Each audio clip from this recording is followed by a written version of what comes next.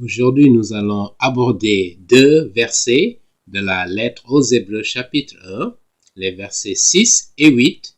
Si vous vous souvenez, nous avions évoqué dans la vidéo 3 de cette série consacrée aux enseignements des témoins de Jéhovah, nous avions démontré que le verset 3 précisément affirmait sans ambiguïté que Jésus-Christ est l'Éternel lui-même. Il partage la même essence, la même substance que Dieu le Père.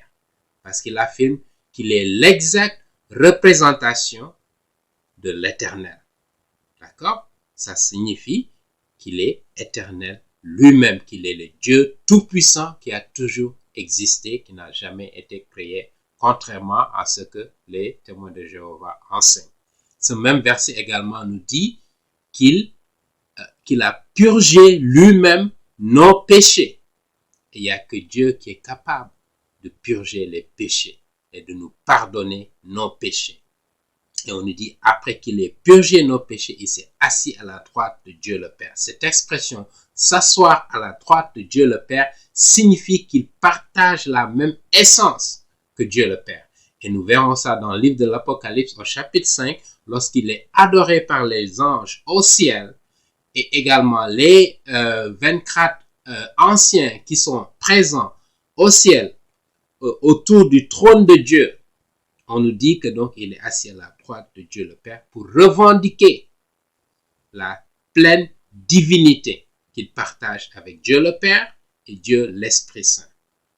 D'accord? Donc aujourd'hui, nous voulons nous arrêter dans les versets 6 et 8 pour voir comment les témoins de Jéhovah ont traduit ces versets et comment ils ont modifié le texte grec originel pour justement s'accorder avec leurs faux enseignements sur la nature de Jésus-Christ. Regardons de près à partir de leur site jw.org ce que les témoins de Jéhovah nous donnent comme traduction. Donc, dans la lettre aux Hébreux, chapitre 1, versets 6 et 8, il dit « Mais quand il introduit de nouveau, il, s'adressant à Dieu le Père, son premier-né qui est Jésus-Christ dans le monde, il dit que tous les anges de Dieu lui rendent hommage. » Vous voyez bien comment ils ont traduit ça. Prenez note, ils disent que tous les anges de Dieu rendent hommage à son fils Jésus-Christ.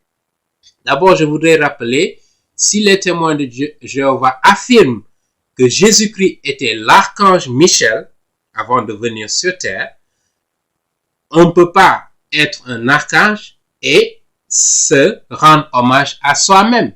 Donc, si Jésus-Christ était un archange, ça veut dire que Dieu lui dit que tous les anges rendent hommage. Donc, il ne peut pas se rendre hommage, l'archange Michel et fait partie des anges qui ont été créés par Dieu. Donc, il ne peut pas se rendre hommage lui-même. Donc, un problème que les témoins de Jéhovah rencontrent dans la traduction justement de ce verset 6. Mais continuons. Au verset 8, il nous dit, mais à propos du Fils, il dit, Dieu est ton trône. D'accord? Notez bien cette traduction. Dieu est ton trône à tout jamais et le sceptre de ton royaume est le sceptre de droiture. D'accord? Regardons maintenant la traduction en grec de ces deux passages. Ok? Donc, dans le site des témoins de Jéhovah, et voici ce que nous avons comme traduction, comme texte original du moins. Verset 6 nous dit, et lorsqu'il a introduit son premier-né dans le monde, il dit que tous les anges, d'accord? Donc, tous les anges de Dieu, les témoins de Jéhovah ont traduit ça par lui rendre hommage ou bien lui donne révérence. Donc, un respect particulier au lieu du terme grec ici qui veut dire adorer. Ils n'ont pas préféré utiliser le terme adorer, justement parce que si on dit adorer, ça signifie que Jésus-Christ est l'Éternel lui-même. Il revendique la nature, la même essence que Dieu le Père, que Jéhovah, Dieu créateur de cet univers. Et vous remarquerez justement dans l'ensemble de la Bible, en particulier dans le Nouveau Testament, chaque fois que le terme grec qui signifie adorer, qui veut dire proskinei ou proskuneo, chaque fois qu'il est utilisé, c'est une adoration à l'Éternel. Donc, c'est exclusivement réservé à l'Éternel. Et vous remarquerez que chaque fois que ça s'adresse à Dieu le Père de façon explicite, les témoins de Jéhovah utilisent le terme adorer.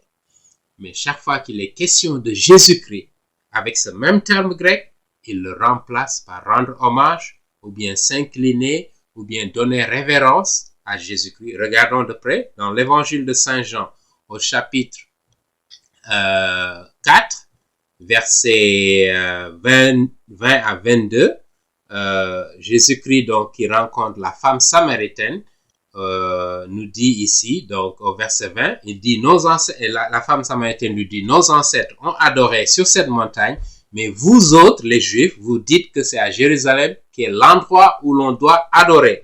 Notez bien ce terme adorer ici, qui est utilisé 2 fois, c'est le même terme grec qui est utilisé dans les deux. Jésus lui dit au verset 21, crois-moi, femme, le moment viendra où ce n'est ni sur cette montagne, ni à Jérusalem que vous adorerez le Père. Donc, proskunei, le même terme, donc ils l'ont bien traduit. Verset 22, vous adorez ce que vous ne connaissez pas. Nous adorons ce que nous connaissons parce que le salut commence par les Juifs. Voilà ce que Jésus-Christ a répondu, justement.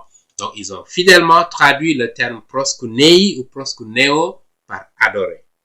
Regardons maintenant dans l'évangile de Saint Matthieu au chapitre 2 et au verset 11, ce que la traduction des témoins de Jéhovah, que nous sommes toujours en train d'utiliser, il dit, quand ils entrèrent, c'est qui? C'est les rois mages qui sont venus de l'Est, qui ont voyagé pendant des mois pour arriver à Bethléem pour rencontrer le nouveau-né qui est le Messie sauveur. D'accord? Verset 11 nous dit, donc quand ils entraient dans la maison, ils virent le petit enfant avec sa mère, Marie, et tombant à genoux, ils s'inclinèrent. Regardez ce qu'ils disent. Ils ne disent pas qu'ils adorent, hein?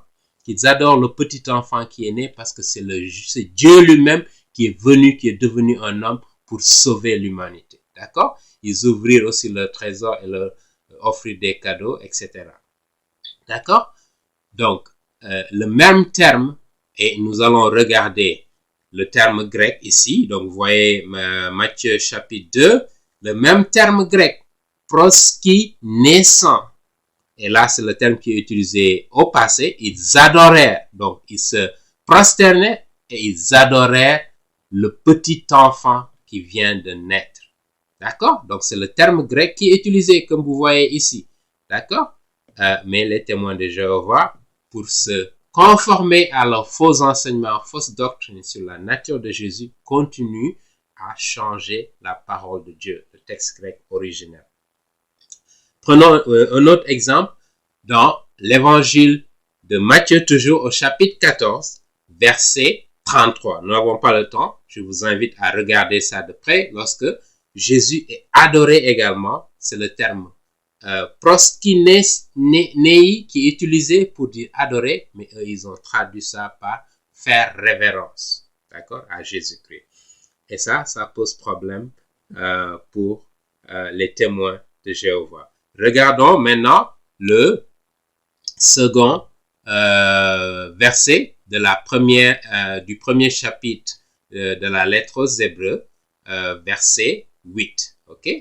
Revenons encore à la traduction que les témoins ont faite de ce verset. Ils disent ici, mais à propos du Fils, il dit, retenez bien, Dieu est ton trône. Voilà comment ils l'ont traduit à tout jamais. Dieu est ton trône. Mais si nous retournons au grec, le grec nous dit ceci, la version originelle, toujours dans leur propre site, s'adressant au Fils, Dieu lui dit, Dieu le Père, Jéhovah dit à Dieu le Fils, le trône de toi, ton trône, vous voyez ça ici, ô God, ô Théos.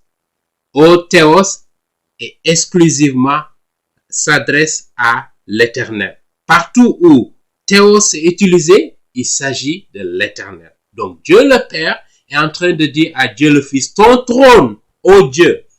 Donc, si Dieu, le Père lui-même, affirme que Jésus-Christ est aussi éternel, il partage la même essence que lui-même.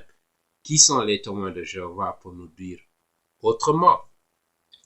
Et donc, si vous êtes témoin de Jéhovah et vous regardez cette vidéo, je vous invite encore à méditer parce que les leaders des témoins de Jéhovah qui ont traduit ces versets sont en train de vous induire en erreur. Parce que le texte grec originel dit « Ô Dieu l'Éternel ». Et ils ont changé cela pour dire « ton trône, le trône de Dieu ». Laissez-moi retourner à l'expression que les témoins de Jéhovah ont utilisée. Il dit « Dieu est ton trône ». Donc ça, c'est à 1000 lieues de dire « ton trône à toi, Dieu », comparé à « Dieu est ton trône ». Rien à voir. C'est deux choses complètement différentes. Et là, ça pose problème pour les témoins de Jéhovah. Parce qu'ils sont obligés de changer le texte grec originel pour se conformer à leurs faux enseignements. D'accord? Et une interpellation, encore une fois, aux témoins de Jéhovah qui nous suivent. Vous-même, à partir de votre propre site, vous voyez les différences entre le texte originel grec et ce que eux ils nous disent. Et si nous regardons encore dans le texte grec, ce qui est encore beaucoup plus grave, ils refusent le terme adoré à Jésus-Christ, de l'attribuer à Jésus-Christ. Dans ces passages que nous venons de voir, l'évangile de Matthieu chapitre 2 verset 11 et l'évangile de Matthieu encore chapitre 14 verset 33. Et pourtant, ils attribuent ce terme adoré à Satan. Regardons dans leur propre texte, dans le livre de l'Apocalypse, au chapitre 13 et au verset 4. Voici ce qui est dit, et il dit, ils adorent, et ils ont adoré le dragon. C'est le même terme grec qui est utilisé. Ils ont adoré. Le dragon, c'est qui? C'est Satan, justement, parce qu'il a donné le pouvoir à la bête sauvage. Et c'est qui la bête sauvage? C'est l'Antichrist. Vous imaginez? Et ils ont adoré la bête sauvage. Les témoins de Jéhovah, donc, refusent le terme adoré à l'Éternel Jésus-Christ, qui est le Fils éternel de Dieu, qui n'a jamais été créé, et pourtant qui a créé Satan à l'origine, qui n'était pas Satan, parce qu'il était un bon âge lorsqu'il a été créé, il s'est rebellé contre Dieu, et voilà pourquoi il est devenu Satan. Il préfère attribuer ce terme adoré à Satan, plutôt que de l'attribuer, comme le texte grec originel nous le suggère, à Jésus-Christ l'Éternel. Parce qu'il refuse justement de reconnaître que Jésus-Christ est l'Éternel. D'accord? Qui n'a jamais été créé, qui est Jéhovah lui-même. Vous imaginez? Quelle ironie. Et non seulement il attribue cela à Satan, mais également il attribue le terme adorer, le verbe adorer, à l'Antichrist. L'Antichrist qui est un être aussi, qui est créé, d'accord, comme nous autres. Et que Satan va utiliser à la fin des temps, durant les tribulations, pour faire sa sale besogne sur la terre. Vous imaginez? Quelle ironie. Et encore une fois, nous voulons inviter les témoins de Jéhovah à méditer sur ces deux versets, 6 et 8, et à replonger sur la parole de Dieu pour voir, pour que Dieu les éclaire, pour que l'Esprit Saint leur ouvre les yeux du cœur, pour voir la vérité, pour reconnaître que Jésus-Christ est l'Éternel, et Jéhovah, le Dieu créateur de cet univers qui n'a jamais été créé, et qu'ils se repentent et donnent leur vie à Jésus-Christ pour qu'il leur ouvre les portes de la vie éternelle. Amen. Que Dieu vous bénisse. Nous nous donnons rendez-vous donc pour une prochaine fois. Merci.